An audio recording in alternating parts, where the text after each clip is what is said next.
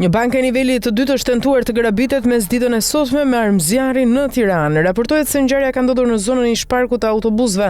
Sipas informacioneve paraprake, objektivi i sulmit ka qenë një degë një banke të nivelit të dytë.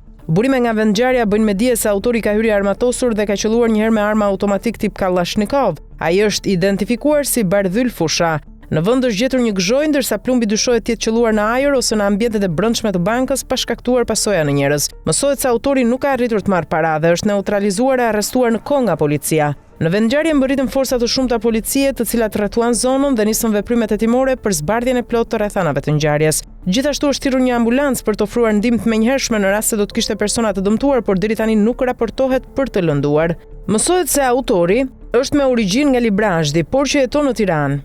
Fillimisht, policia e shtetit ka marrë një telefonat për këtë grabitje dhe më pas është nisur drejt vendit të ngjarjes.